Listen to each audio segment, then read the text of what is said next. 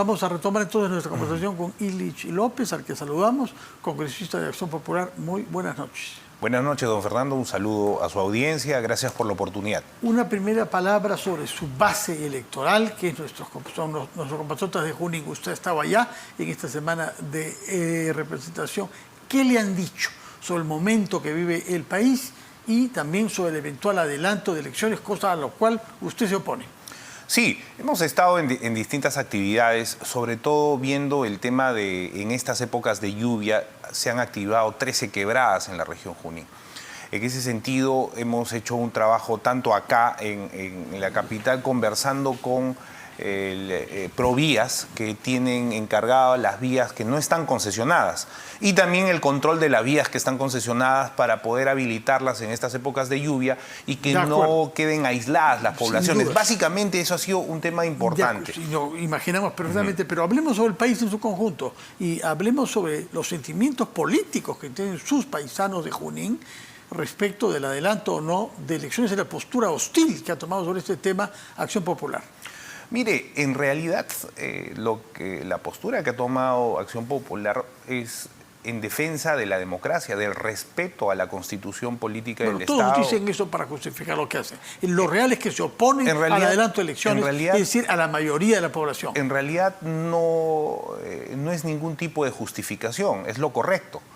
Lo incorrecto sería no respetar. Que hay un debate sobre eso. Pero vayamos al debate y en un debate son los argumentos y las posiciones. Por ejemplo, yo estoy en contacto con los auxiliares de educación, a los auxiliares que este Congreso de lo que ganaban o de lo que percibían por sus ETS 300 soles, ahora perciben más de 1.900 soles. Conversando con ellos están contentos con la posición de este Congreso que 20 años después de haber tenido sus posiciones. Hablo en específico sobre si debe o no haber un adelanto de elecciones. Por eso le digo, usted me pregunta los sectores y la sociedad está compuesta por varios sectores. Dentro de ellos, por ejemplo, los docentes auxiliares. He conversado, por ejemplo, con estudiantes a los que este Congreso, con un proyecto de ley, ha convalidado sus estudios de SERUM con el trabajo que han hecho ellos en la pandemia. Puede hacer una lista de todas las cosas buenas que han hecho, pero importante. ¿reconocerá por ejemplo, que la tasa de aprobación es pésima o no reconoce? Mire, las encuestas son indicadores que le dan un determinado momento a una determinada situación. Ahora, cuando nosotros analizamos los indicadores, sí, pues, seguramente hay un descontento. Lo que sucede también, hay una desinformación generalizada. Mucha de la población, si usted llega, por ejemplo, a distintos sectores, piensa que los congresistas hacen puentes, hacen carreteras, tienen iniciativa de gasto, construyen colegios, instalan agua, desagüe, y sabemos que la función principal del Parlamento es hacer leyes, dictaminar esas leyes, hacer una labor de fiscalización y representación, lejos de hacer una obra donde la población seguramente necesita esas obras, pero esa información, cuando ya se les explica, como que la población va entendiendo y va planteando otras alternativas. Por el momento, solo aparentemente 6% de la población piensa tan positivamente sobre el Congreso como usted. ¿Qué piensa usted de la situación en Puno? Sobre todo porque es tan diferente a la de Junín, ¿no? En Puno hay una situación de bloqueo de carreteras que ya no hay en Junín. Hay algunos paisanos de Puno, compatriotas de Puno, que están viniendo a Lima para una toma de Lima, etcétera, y hay un ánimo de protesta y de no reconocimiento de la autoridad nacional. ¿Qué explica esta particularidad de Puno? Mire, en realidad no solamente Puno, específicamente ahora con las medidas, pero hay un gran sector de la sierra del país que ha visto durante muchos años postergadas. Yo conozco la ciudad de Puno, es más, mi abuelita es de Puno, ella estudió en la normal de Lampa.